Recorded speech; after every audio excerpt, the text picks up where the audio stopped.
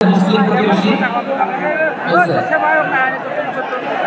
নামাজি প্রতিবেশী বলছে, আল্লাহ প্রতিবেশী বলছে। প্রতিবেশী আস্তিক হোক নাস্তিক হোক, প্রতিবেশী মুমিন হোক মুশরিক হোক, প্রতিবেশী হইলে এটা আসলে ভালো আচরণের দরকার আছে না নাই?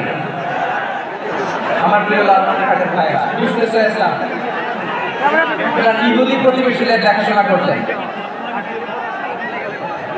আওয়াজ না শোনা যাক, আমারও তো দেখা যায়, তাকায় থাকলে সওয়াব হবে। কোরআনের কথা যেখান থেকে হয় এদিকে তাকায় থাকলেই বরকত। তাকায় থাকে।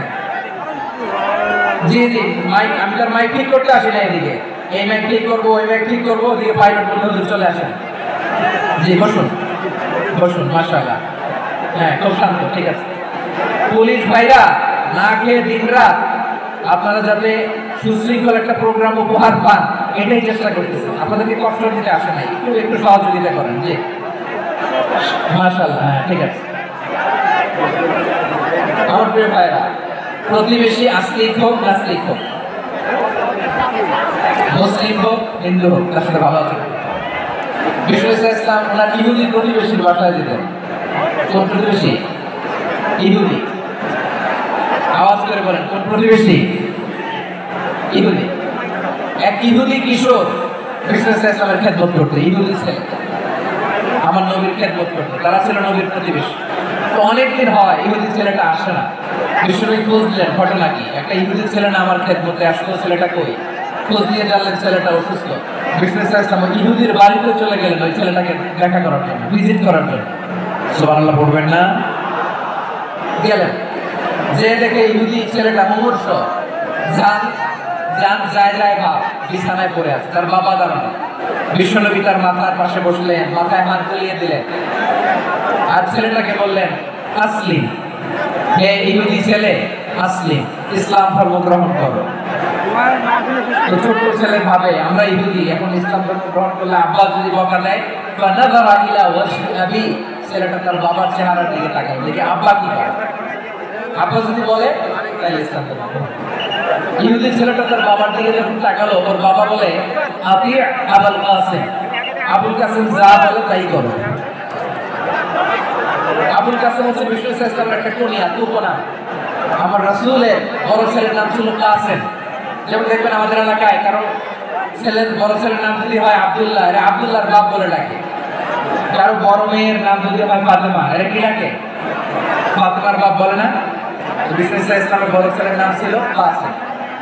ইহুদি বাবা বললো আতি আবুল কাসিম, আবুল কাসিম যা বলে তাই শোনো, মানে মুহাম্মদ যা বলে তাই শোনো।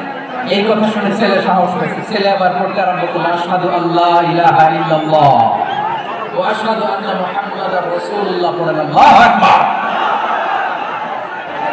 বিশ্বনবীর আহ্বান শুনে ওই আহ্বানে সাড়া দিয়ে ইহুদি ছেলে শাহাদা পড়ে মুসলমান হয়ে গেল। তার হৃদয়টার ঈমানের নূর দিয়ে আলোকিত করে দিল কে? প্রিয় ভাইরা, এবার রাসূল সাল্লাল্লাহু আলাইহি ওয়াসাল্লাম বের হয়ে আসলেন ঘর থেকে, আর বললেন আলহামদুলিল্লাহিল্লাযী আনকাযাহু মিনান নার, প্রশংসা সে আল্লাহ যে আল্লাহ জাহান্নামে চলে যাচ্ছিল প্রায় এমন একটা লোককে মুহূর্তের মধ্যে কালেমায়ে শাহাদাতের বদৌলতে জান্নাতি বানায় দিলেন। আওয়াজ করে পড়েন সুবহানাল্লাহ। এই হাদিস থেকে আমরা কি শিখলাম? What is the moral of the story? এক নম্বর স্টোরি হলো, প্রতিবেশী ইহুদি হোক হিন্দু হোক, যাবেন, সুসম্পর্ক রাখবেন, উপহার দিবেন, বিপদে পাশে দাঁড়াবেন, তাইলেই তো আপনাদের প্রতি মুসলমানদের প্রতি তারা আকৃষ্ট হবে, ঠিক কিনা বলেন? আপনি যদি হিন্দুদের সাথে বৌদ্ধদের সাথে নাই মিশেন, নাস্তিকের কাছে নাই যান, ইসলামের সৌন্দর্যটা ওরা বুঝবে কেন? আমার অনেক হিন্দু পরিচিত ভাই আছে, ওরা আমাদের ইফতারি প্রোগ্রামে এসে একসাথে ইফতারি করে। অনেক মদখোর আমার সাথে বসে একসাথে ডিনার করে, হাফ প্যান্ট পরা, গলায় স্বর্ণের চেইন, হাতে স্বর্ণের ব্রেসলেট, আইসা আমার সাথে ডিনার করছে, আছে এরকম। গাঁজা খো, আমি বলে আসো, ওয়েলকাম টু মাই ডিনার, আসো বসো। বসলেই তো আমি ওর ডিএনএ, চিন্তার ডিএনএ চেঞ্জ করে দেওয়ার সুযোগ পাবো। চিল্লায় বলো ঠিক না? আসতে হবে আমার কাছে। Our door is open. The door of Islam is open 24/7. সব সময় আমাদের ইসলামের দরজা আমার অমুসলিম ভাইদের জন্য খোলা আছে না নেই? এই হাদিস থেকে দুইটা শিক্ষা। এক নম্বর শিক্ষা, প্রতিবেশী মুসলিম হোক অমুসলিম হোক, যান অসুস্থ হলে একটু আপেল নিয়ে যান, আঙ্গুর নিয়ে যান, কমলা নিয়ে যান, তাদের সাথে ভালো আচরণ করেন। ইসলামের বিউটি দেখে, সৌন্দর্য দেখে অবাক হবে, মসজিদ ভালো হলে কোনোদিন কালিমা পড়ে মুসলমান হয়ে যাবে, ঠিক কিনা বলেন? তাহলে অমুসলিমের সাথে ভালো সম্পর্ক। বিশ্বনবী ইহুদির বাড়িতে গেলেন, ইহুদির বাড়ি, আর আমার মুসলমান ভাই আমার কাফের বলে, এরকম আছে না নাই? মুসলিম মুসলিমরা দেখতে পারে না, সহ্য করতে না। বিশ্বনবী ইহুদির বাড়িতে গেলেন, এটা একটা শিক্ষা। আরেকটা শিক্ষা হলো, ভাইয়েরা ধাক্কা মেরে এসে সামনে এসে দিলাম, প্রোগ্রাম তো শেষ হচ্ছে, এখনই শেষ হচ্ছে তো। এই যে আমাদের বক্সি ভাই ওয়াদা নিল, হাত তোলালো, মিম বলে এত কথা বললো, তো আমি জেলায় জেলায় গিয়ে খালি হাত নাড়াই তোমাদের জন্য, নাকি? হ্যাঁ, হাত নাড়াই শুধু। এই ধাক্কাইতে থাকলে নিজেকে হাত নাড়াই দিচ্ছে, হয়েছে তো, দেখলাম, ঠিক আছে, অনেক সুস্থ, অন্যান্য যে কোনো জায়গার জন্য। আমার দিকে তাকাও, আমার দিকে তাকাও, ঠিক আছে। এই দাঁড়িয়ে আছে একটা ছেলে নড়ে না, দেখছেন? হ্যাঁ, এইভাবে। আর একটা মজাদার কথা আছে, এই হাদিস থেকে আমাদের শিক্ষা হলো, আমার প্রতিবেশী যেই ধরনের হোক আমি সম্পর্ক রাখবো। অসুস্থ হলে যাবো, কি বলেন ভাইরা? যাবেন না? যাবেন না আপনারা? আচ্ছা, 2 নম্বর শিক্ষা হলো, বিশ্ব ইসলামের খাদেম ছিল ইহুদি, এতদিন খেদমত করলো, একদিন বিশ্বনবী কালিমার দাওয়াত দেয়নি। কারণ কি? বিশ্বনবী একটা ভালো সময়ের অপেক্ষা করতেছিলেন, প্রপার টাইমে। দাঈর কাজ হচ্ছে দাঈ ইলাল্লাহ, সে হচ্ছে সুযোগ সন্ধানী। দাঈ সুযোগ খোঁজে, কখন দাওয়াত দিলে ব্যাটে বলে হবে, ঝোঁক খোঁজে, কোপ মারে, ঠিক কিনা বলে? বিশ্ব ইসলাম ভালো সময়ের অপেক্ষা করতেছিলেন, দেখি ভালো সময় আসুক আসুক আসুক আসুক। আস্তে আস্তে এমন সময় আসছে, ছেলে এবার মুমূর্ষ, অসুস্থ ব্যক্তির হৃদয় অত্যন্ত নরম থাকে। হসপিটালে যখন কেউ যায় তার হৃদয়টা বড্ড নরম থাকে, মৃত্যুর ভয়ে তার অন্তরটা নরম থাকে, ঠিক কিনা বলেন? এই প্রপার টাইমিং এর অপেক্ষা করতেছিলেন, যখন এই টাইম পেয়েছেন দাওয়াত দিলেন, বড় লা ইলাহা ইল্লাল্লাহ, সুবহানাল্লাহ পড়ে সবাই। তাহলে ইসলাম অমুসলিম প্রতিবেশীর সাথে ভালো আচরণ করতে, ইসলাম অমুসলিম মাতা পিতার সাথে ভালো আচরণ করতে। মাতা পিতা যদি অমুসলিম হয় তাহলে ছেলে দিতে পারবেন? পারবেন, পারবেন? আমার লালমনিরহাটের ভাইরা, অনেক হিন্দু ছেলে আমাদের হাতে শাহাদা করে মুসলিম হয়, কিন্তু ওর মা মুসলমান হয় নাই, বাবাও হয় নাই, এরকম আছে না নাই? ও হয়েছে মুসলিম, মা বাপ হিন্দু, এখন মা বাপ কি বাপ? হ্যাঁ, মা বাপ বাদ দেওয়া যাবে? যে মা আপনার 9 মাস 8 মাস পেটে ধারণ করলো, আপনার মায়ের নার ছেড়া বোন, আপনি মারে বাদ দিতে পারবেন? যে মায়ের বুকের তাজা দুধ খেয়ে আপনি আজকে বাড়ন্ত তাজা তরতাজা, ওই মারে বাদ দেওয়া যাবে? মায়ের এক ধারে দুধের গাম, কাটিয়া গায়ের চাম, পাপুষ বানাইলে ঋণের শোধ হবে না, এমন দরদি হবে কেউ হবে না আমার মা। মায়ের এক ধারে দুধের গাম, কাটিয়া গায়ের চাম, পাপুষ বানাইলে ঋণের শোধ হবে না, এমন দরদি হবে কেউ হবে না আমার মা।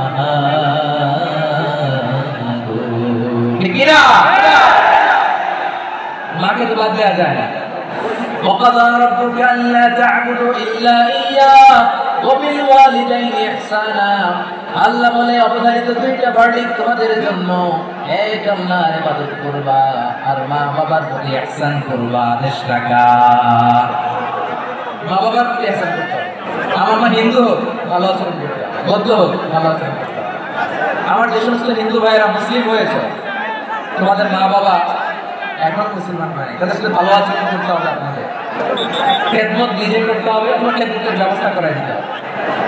মান্থলি যে খরচ লাগে এটা দিতে হবে। আরে তুমি এখন মুসলিম, তোমার মা বাবা হিন্দু, এখনই তো সুযোগ ইসলামের সৌন্দর্য দেখানো। এখন মা বাবা যদি দেখে আরে এটা হিন্দু থাকতে তো বদমাইশ ছিল, বেয়াদব ছিল, কি এমন ধর্ম সে গ্রহণ করলো যেটা গ্রহণের সাথে সাথে সে পাল্টে গেল? কি এমন ধর্ম সে গ্রহণ করেছে যেটা তার জীবনকে আলোকিত করে দিয়েছে? নসিব ভালো হইলে তারাও কালিমা পড়ে মুসলমান হয়ে যাবে। ইসলামের স্ত্রীর নাম ছিল আয়েশা রাদিয়াল্লাহু তাআলা আনহা। আবু বকর রাদিয়াল্লাহু তাআলা আনহুর মেয়ে। আবু বকর রাদিয়াল্লাহু তাআলা আনহুর আরেক মেয়ের নাম হচ্ছে আসমা। কি নাম? দুজনই আবু বকর রাদিয়াল্লাহু তাআলা আনহুর মেয়ে, আসমা আর আয়েশা। নাম দুটো কেমন লাগে? আসমা নামটা কেমন লাগে? আয়েশা নামটা কেমন লাগে? সবার ভালো লাগে নাই? নাম দুটো আপনাদের ভালো লাগে?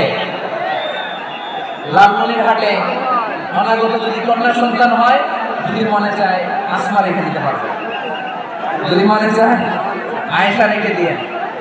দেশে বিদেশে এয়ারপোর্টে রাস্তাঘাটে শুধু বলবে একটা নাম দেয়, আমার ছেলের একটা নাম দেয়, মেয়ের একটা নাম দেয়। আমার মনে আছে যশোরের আবদিনের মাহফিলে আমি একটা দুটো নাম দিয়েছিলাম। আজকে লালমনিরহাটের এই প্রোগ্রামে কন্যা সন্তান যদি হয় দুটো নাম দিলাম, আসমা কিংবা আয়েশা। ইনশাআল্লাহ পড়ে দুজন বোন, এক মায়ের, বাবা এক, মা দুজন। আয়েশা রাদিয়াল্লাহু তাআলা আনহার মায়ের নাম উম্মে রুমান, আর আসমা রাদিয়াল্লাহু তাআলা আনহার মায়ের নাম কুতাইলা বিনতে আব্দুল উজ্জা। আবু বকর রাদিয়াল্লাহু তাআলা আনহু চারটা বিয়ে করেছেন। একই ঘটনা ঘটেছে এই ফ্যামিলিতে। আসমা ইসলাম ধর্ম গ্রহণ করে মুসলিমা, কিন্তু তার মা কুতাইলা মুশরিকা। বোঝার জন্য আমি আবারও বলি, আসমা রাদিয়াল্লাহু তাআলা আনহা মুসলিমা, আর আসমার মা কুতাইলা, আওয়াজ করে বুঝে থাকলে বলেন, আসমার মা মুসলিম। তার মানে মেয়ে মুসলিম, মা অমুসলিম। গাজাল আসরা নাই। কিন্তু কুতাইলা আর ধৈর্য ধারণ করতে পারে না। নার ছেলেদন, কলেজার টুকরাদন, কলেজার টুকরা সন্তান আসমারে দেখতে বড্ড মন চায়। সাইয়েদনা আসমা রাদিয়াল্লাহু তাআলা আনহা মক্কা থেকে হিজরত করে মদিনায় চলে গেলেন। হুদাইবিয়ার পর যখন মক্কা মদিনা ট্রাফিক স্বাভাবিক হলো, মক্কার লোক মদিনায় যায়, মদিনার লোক মক্কায় আসে। কুতাইলা কলিজার টুকরা সন্তান আসমারে দেখার জন্য কিছু উপহার নিয়ে বিশাল মরুপথ পাড়ি দিয়ে মক্কা থেকে মদিনায় যায়। সুবহানাল্লাহ। এখন মা আসছে মেয়ের সাথে দেখা করতে, মেয়ে তো আর দেখা দেয় না। মেয়ে ভাবছে আমার মা তো মুশরিকা, অপবিত্রা, তার সাথে কি দেখা দেওয়া যাবে? বিশ্ব নবীর দরবারে চলে গেল। সুবহানাল্লাহ। কি সৌভাগ্যবান ছিল তারা, মাসলা জানার দরকার হলে নবীর দরবারে চলে যেত। ঘরে বউয়ের সাথে ঝগড়া হলে নবীর দরবারে চলে যেত। অনেক সাহাবী বলে আমার পেটে ক্ষুধা লাগলো আমি নবীর কাছে চলে যেতাম, কারণ নবীর চেহারার দিকে তাকালেই আমার পেটের ক্ষুধা মিটে যেত। সাইয়েদনা আসমা রাদিয়াল্লাহু তাআলা আনহা বিশ্বনবীর কাছে চলে গেলেন। সে বললেন ইয়া রাসূলুল্লাহ ইয়া হাবিবাল্লাহ ইন্না উম্মি কাদিমাতুন ইলাইয়া ওয়া হিয়া রাগিবা।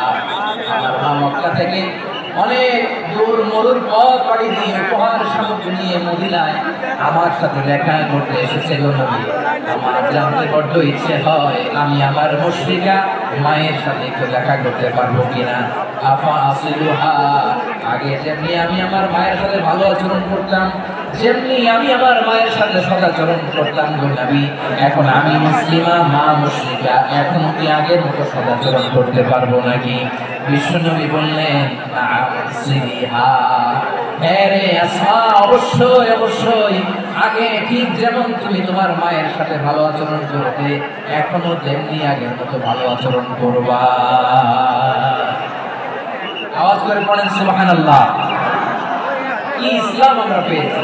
কত ব্রড মাইন্ডেড আমাদের ইসলাম, কত ওপেন মাইন্ডেড। ইসলাম কত ওপেন আপ করতে পারে, চিন্তা করতে পারে। বিশ্বনবী বললেন হ্যাঁ অবশ্যই, নাম সুলিহা, আগে তুমি ভালো আচরণ করছো আসমা, এখন ওইরকমই করো, পারলে আরো বাড়াই করো। সুবহানাল্লাহ বলে।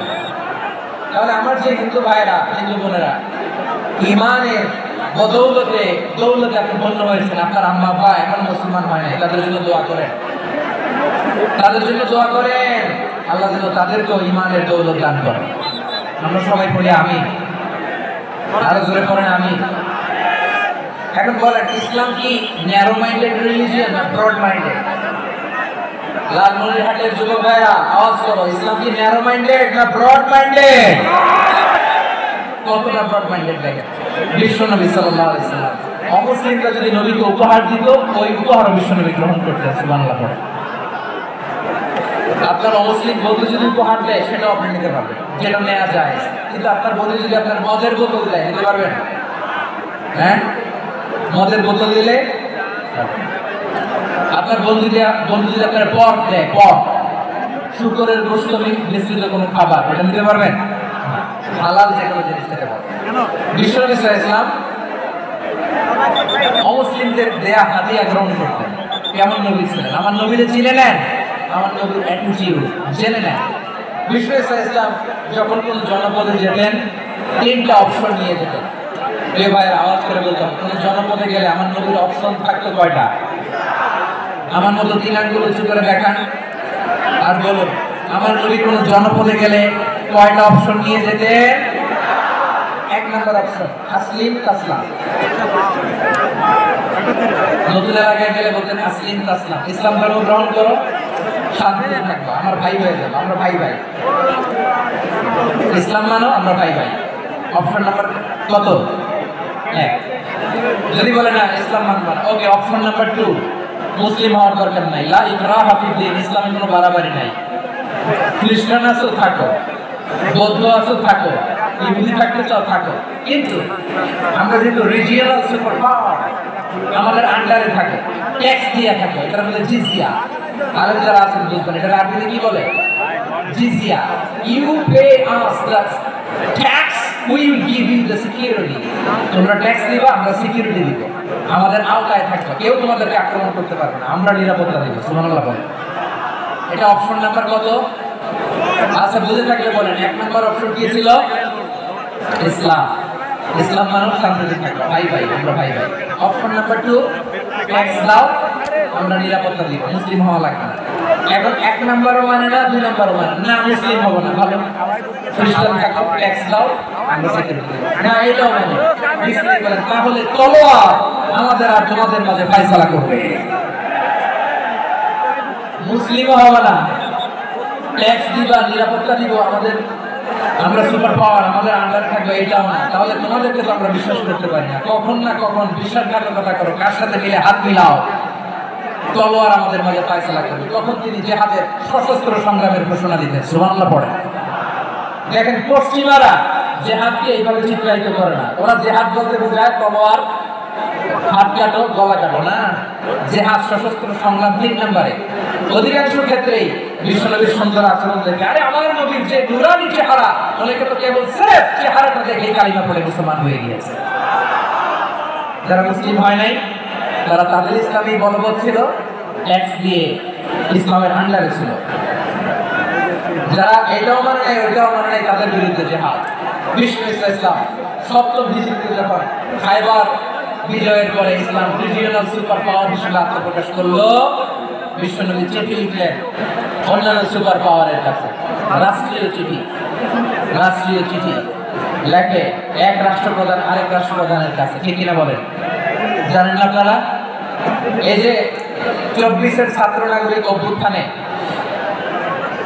এই অভ্যুত্থান যখন শুরু হয়, আমি তখন সাউথ আফ্রিকাতে একটা স্ট্যাটাস দিয়েছিলাম, গোটা নয়, গোটা দেশ সংস্কার করা লাগবে। শুধু বাংলাদেশ নয়, সারা বিশ্বের বাংলা ভাষাভাষী লোকেরা এই আন্দোলনের সাথে সমর্থন তারা করেছে, এটাকে সাপোর্ট করেছে, তারা সমর্থন দিয়েছে। আমাদের ইউনাইটেড আরব আমিরাতের বাংলাদেশি ভাইয়েরা, তারা সেখানে রাস্তায় নেমে এসেছিল, জানেন? ওইখানে ডেমনস্ট্রেশন করা যায় না, সেখানকার সরকার তাদেরকে যাবজ্জীবন দিয়েছিল। তখন আমাদের এই যে প্রধান উপদেষ্টা ডক্টর মোহাম্মদ ইউনূস সরাসরি G2G বলে, G2G, government to government, G2G, উনি চিঠি লিখলেন যে তাদেরকে, ইউর হাইনেস, এই সম্মানিত আমির, আপনি আমার এই চিঠির কারণে আমার সম্মানে এই 53 জন বাংলাদেশিকে মাফ করে দেন। এই চিঠির বদৌলতে বেকসুর খালাস হয়ে গিয়েছিল আমাদের ভাইরা। জানেন এই ঘটনা আপনারা? তাহলে গভর্নমেন্ট টু গভর্নমেন্ট চিঠি দেওয়া হয়। সপ্তম হিজরিতে বিষ্ণু ইসলাম সব সুপার পাওয়ারের কাছে চিঠি দিলেন, রোমান সম্রাটের কাছে, পারস্য অধিপতির কাছে, মিশরের অধিপতির কাছে, সবার কাছে চিঠি লিখলেন। চিঠির ভাষা ছিল এরকম, মিন মুহাম্মাদিন রাসূলিল্লাহ ইলা মুকাওকিস আযীমিল কিবর, মুহাম্মদ রাসূলুল্লাহর পক্ষ থেকে মিশরের বাদশার কাছে, আসলিম তাসলাম, ইসলাম মানে শান্তিতে থাকবা। সালামুন আলা মান ইত্তাবাআল হুদা, শান্তি তার জন্য যে হেদায়েতের অনুসরণ করে। সুবহানাল্লাহ পড়েন। এই চিঠি অনেকে ভালোভাবে রিসিভ করেছে, অনেকে এই চিঠি পাওয়ার পরে নবীর কাছে আবার ইন রিটার্ন উপহার পাঠিয়েছে। কি পাঠিয়েছে? উপহার। মিশরের বাদশাহ মুকাউকিস তিনি বিশ্বনবীকে বিশাল এক উপহারের ডালি পাঠিয়েছে। মিশরের বাদশাহ মুকাউকিস ছিলেন ধর্মে খ্রিস্টান। লালমনিরহাটের ভাইরা আওয়াজ করে বলেন, মিশরের বাদশাহ ধর্মে কি ছিল? খ্রিস্টান। কি উপহার দিয়েছিল আমার নবীকে? শুনতে মনে চায়? আওয়াজ নাই লালমনিরহাটের গলায়, শুনতে মনে যায়? 1000 স্বর্ণ মুদ্রা, 1000 স্বর্ণ। দুইটা খ্রিস্টান দাসী, একজনের নাম মারিয়া বিনতে শামউন আল-কিবতিয়া, আরেকজনের নাম সিরিন বিনতে শামউন আল-কিবতিয়া। একজন খ্রিস্টান দাস 20 থান কাপড় জামা বানানোর জন্য, আমরা নবী যেন সেলাই করে জামা বানাতে পারে এজন্য 20 থান কাপড়, 20 থান ফাইন গার্মেন্ট। সুবহানাল্লাহ বলবেন না? এরপরে একটা গাধা যেটার নাম ছিল রোফাই, আর একটা কচ্ছর এটার নাম ছিল দুলদুল। কচ্ছর চিনেন? গাধা আর ঘোড়ার ক্রসিং এ যে প্রাণীটা দুনিয়াতে আসে সেটা কচ্ছর বলে। এই যে সুপার পাওয়ার খ্রিস্টান বাদশার কাছে নবী চিঠি লিখলেন, ওই খ্রিস্টান বাদশা আমার নবীকে উপহার দিল। বিশ্বনবী এই উপহারগুলো সানন্দে গ্রহণ করেছে। সুবহানাল্লাহ বলবেন না? তাহলে অমুসলিম কেউ যদি আপনাকে উপহার দেয়, হালাল উপহার বলে আপনি গ্রহণ করতে পারবেন। অনুরূপভাবে পারস্যের বাদশা রোম সম্রাট বিশ্বনবীকে উপহার পাঠিয়েছেন। আমাদের সবগুলো উপহার গিফট গ্রহণ করেছেন। সুবহানাল্লাহ বলেন। তাহলে প্রিয় লালমনিরহাট আওয়াজ করে বলুন, ইসলাম কি ন্যারো মাইন্ডেড রিলিজিয়ন না ব্রড মাইন্ডেড? আম্মাজান আয়েশার কাছে মাসালা জানতে চায় মেয়েরা। হে আম্মাজান, অগ্নি উপাসকেরা তাদের ঈদের দিন নওরোজের সময় আমাদেরকে পাখি দেয়, নেওয়া যাবে? উনি বললেন, ওরা জবাই করে দিলে নেওয়া যাবে না, কিন্তু ওরা যদি ফলমূল এরকম খাবার দেয় এগুলো নেওয়া যাবে। তার মানে অমুসলিমদের দেয়া উপহার এটা গ্রহণ করা যায়। সুবহানাল্লাহ বলেন। শুধু তাই নয়, বিষ্ণু ইসলাম অমুসলিমদের সাথে আর্থিক লেনদেনও করেছেন, ফিনান্সিয়াল ডিলিং করেছেন। অমুসলিমদের সাথে প্রয়োজনে আপনি ফিনান্সিয়াল ডিলিং করতে পারবেন। আমরা প্রায় দেখি বাজারের মিষ্টির দোকানগুলো আমার হিন্দু ভাইদের। লালমনিরহাটে মিষ্টির দোকান, দইয়ের দোকান কারা চালায়? তারপরে যে বারবার শপ চুল কাটে যে নাপিত, অধিকাংশ নাপিতের দোকানে কারা? আমার হিন্দু ভাইরা। আপনি চুল কাটতে পারবেন কিনা? পারবেন কিনা বলেন? পারবেন। তার দোকান থেকে দই মিষ্টি কিনতে পারবেন কিনা? হ্যাঁ, আমার মুসলিম ভাইয়ের দোকান থাকলে ওইটার আমি বেশি প্রায়োরিটি দিব, ঠিক কিনা? কিন্তু যদি তাদের সার্ভিস নিতে চান, প্রোডাক্ট নিতে চান, পারবেন। তার দলিল সহিহ বুখারী, আম্মাজান আয়েশা রাদিয়াল্লাহু তাআলা আনহা বলেন, ইশতারা রাসূলুল্লাহ সাল্লাল্লাহু আলাইহি ওয়াসাল্লাম মিন ইয়াহুদিয়্যিন তুআমান ওয়া রাহানাহু দিরআহু মিন হাদীদ। রাসূল সাল্লাল্লাহু আলাইহি ওয়াসাল্লাম এক ইহুদির কাছ থেকে, কার কাছ থেকে? সবাই বলে নাই, কার কাছ থেকে? আমার নবী, প্যারা নবী এক ইহুদির কাছ থেকে জব কিনেছিল। জব, বার্লি, যেটা দিয়ে রুটি বানায়। ওই জবের দাম দেওয়ার টাকা পয়সা নবীর কাছে ছিল না। বলে নবী ওনার একটা পোশাকে মর্গেজ রেখেছিলেন, মর্গেজ বন্ধ, যে এখন এটার দাম দিতে পারবো না, কয়েক কেজি বার্লি নিয়ে যাই আর বন্ধক হিসেবে আমার জামাটা রেখে গেলাম, যেদিন দাম দিব ওই দিন জামাটা ছুটাই নিয়ে যাও। সুবহানাল্লাহ বলবেন না? বাকিতে ছিলেন, বাকিতে।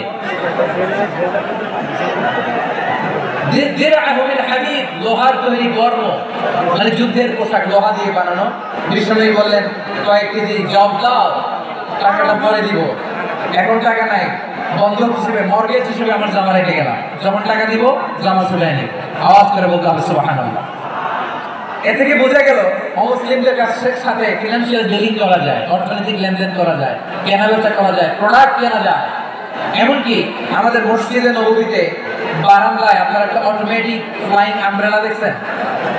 সূর্য যখন বাড়ে মসজিদে নববীর বারান্দায় ইয়ার্ডের মধ্যে অটোমেটিক্যালি কিছু আমব্রেলা আছে, সাঁ করে খুলে যায় আর সূর্যের তাপ লাগে না। আবার সন্ধ্যাবেলায় এই আমব্রেলাগুলো ওরা ক্লোজ করে ফেলে, দেখেন নাই না? দেখছেন? এই মসজিদে নববীকে সর্বোচ্চ উন্নত মানের কনস্ট্রাকশন ইনফ্রাস্ট্রাকচার ডেভেলপ করার জন্য কর্তৃপক্ষ কিছু অমুসলিম ইঞ্জিনিয়ারের ডিজাইনারের সহায়তা নিয়েছিল। সুবহানাল্লাহ বলেন। কোন দলিলের ভিত্তিতে? এই দলিলের ভিত্তিতে বিশ্ব ইসলাম অমুসলিমদের সাথে লেনদেন করেছেন। আওয়াজ করে বলতে হবে আল্লাহু আকবার। শুধু তাই নয়, ইন কেস অফ ইমার্জেন্সি প্রয়োজনে ইসলামের খাতিরে ইসলামকে সামনের দিকে এগিয়ে নিয়ে যাওয়ার জন্য অমুসলিমদের সাপোর্ট নেওয়া জায়েজ আছে। সুবহানাল্লাহ বলেন। অমুসলিমদের সাপোর্ট নেওয়া, তাদের থেকে অর্থ নেওয়া, পলিটিক্যাল সাপোর্ট, পলিটিক্যাল অ্যাসাইলাম নেওয়া জায়েজ আছে। আমাদের অনেক বিশ্ববরেণ্য দায়ীরা আমেরিকায় অস্থায়ীভাবে অ্যাসাইলাম নিয়ে থাকে। নিজের দেশে গেলে ফাঁসিতে ঝুলাই দিবে। যুগ যুগ ধরে দায়ীদের উপরে এরকম অত্যাচার আর নির্যাতন আছে না নাই? মিশরের অনেক দায়ীরা পাশ্চাত্য যেয়ে থাকে। এই যে তারা পলিটিক্যাল অ্যাসাইলাম নিয়ে থাকে, রাজনৈতিক আশ্রয়, এটা জায়েজ আছে না? এটা যে জায়েজ আছে এটা প্রমাণ স্বয়ং বিশ্বনবী সাল্লাল্লাহু আলাইহি ওয়াসাল্লাম পলিটিক্যাল সাপোর্ট নিয়েছিলেন মুসলিমদের কাছ থেকে। সুবহানাল্লাহ বলেন। খুব মজাদার একটা ঘটনা শুনবেন, আপনাদের আগ্রহ দেখে তো মনে হয় না শোনার ইচ্ছা আছে? আছে আছে, গলায় জোর আছে।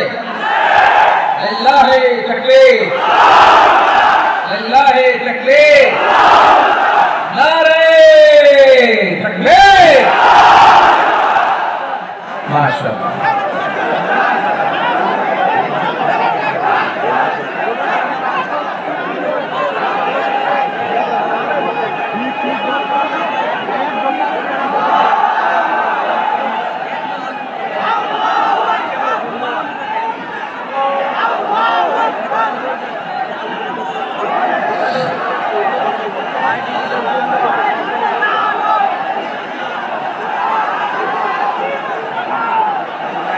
মাশাআল্লাহ মাশাআল্লাহ।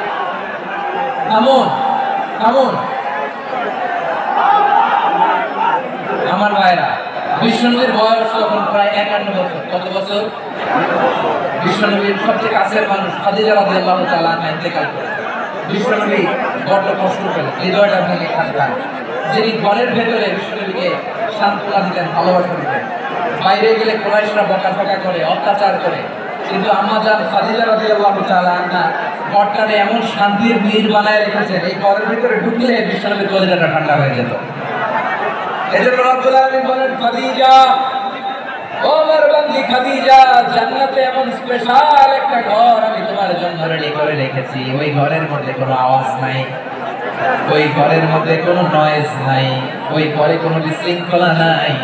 কারণ মক্কার জমিনে আমার নবী কুরাইশদের বিশৃঙ্খলা, নয়েজ আর ঝামেলাগুলোকে উপেক্ষা করে যখন তোমার ঘরের ভেতরে ঢুকলো, ঘরটারে তুমি শান্তির নীড়, ঠান্ডা, নীরব, নিস্তব্ধ, নিঝুম আর শান্তির নীড় বানিয়ে রেখেছো।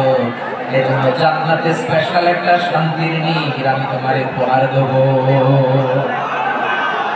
ওই প্রিয়তমা স্ত্রী খাদিজা ইন্তেকাল করলেন, বিশ্বনবীর হৃদয় ভেঙে কাঁদলেন। আবার ওনার চাচা আবু তালেব ইন্তেকাল করলেন, যিনি পলিটিক্যাল শেল্টার দিতেন নবীকে। বুঝলেন? আবু তালেবের ভয়ে, বিশ্বনবীর এই চাচার ভয়ে কোন মুশরিক নবীর গায়ে হাত দেওয়ার সাহস পায় না। এখন স্ত্রীও নাই, চাচাও নাই, নবীকে আশ্রয় দেওয়ার কেউ নাই। নবীর চারদিকে অন্ধকার, নবী এখন কই যাবেন? আমার পেয়ারা নবী নতুন স্টেশন খুঁজতেছেন, নতুন দাওয়াতি প্ল্যাটফর্ম খুঁজতেছেন। তিনি যায়েদ বিন হারেসা রাদিয়াল্লাহু তাআলা আনহুকে নিয়ে মক্কার পাশের একটা নেইবরিং সিটি তায়েফে চলে গেলেন। কোথায় চলে গেলেন? লালমনিরহাটের ভাইয়ের আওয়াজ করে বলেন, কোথায় গেলেন? তায়েফে চলে গেলেন। দিনের দাওয়াত দেওয়ার জন্য। কি দেওয়ার জন্য? নাকি জমি কিনতে গেছিলেন? জমি কিনতে, দুনিয়ার যশ খ্যাতির জন্য, নিজের কোনো লাভের জন্য? তায়েফবাসীদেরকে জাহান্নামের আগুন থেকে বাঁচানোর জন্য। আওয়াজ করে বলতে হবে ঠিক কিনা? বিশ্বনবী বিশাল মরুপথ, পাহাড়ি পথ পাড়ি দিয়ে তায়েফের মরুজমিনে গেলেন কোরআনের দাওয়াত নিয়ে, ইমানের দাওয়াত নিয়ে। কিন্তু তায়েফের লোকেরা বিশ্বনবীর দাওয়াতকে শুধু প্রত্যাখ্যান করেই থামে নাই, তারা বিশ্বনবীর সাথে অত্যন্ত খারাপ আচরণ করেছে, বিশ্বনবীকে শারীরিকভাবে হেনস্থা করেছে, আমার নবীকে শারীরিকভাবে অত্যাচার করেছে, আমার পেয়ারা নবীর গায়ে পাথর মেরেছে। বিশ্বনবীর গা বেয়ে ঝরঝর করে রক্ত ঝরেছে, নবী জমিনের মধ্যে লুটিয়ে পড়েছে, আবার বেড়েছে, আবার নবী হাঁটতে শুরু করলেন, পেছন থেকে আবার বেড়েছে, আবার নবী রক্তাক্ত হয়ে জমিনের মধ্যে লুটিয়ে পড়লেন, আবার বেড়েছে। বিশ্বনবীর মতো এত সুস্থি মানব, বিশ্বনবীর মতো এত শুভ্র মানব, বিশ্বনবীর মতো এমন চমৎকার ব্যবহার দিয়ে রব্বুল আলামিন কাউকে বানান নাই। এরকম চমৎকার মানুষটাকে তারা তায়েফের ওই জমিনে রক্তাক্ত করেছে। বিশ্বনবী দুনিয়ার কোন স্বার্থের জন্য সেখানে যান নাই, নিজের কোনো লাভের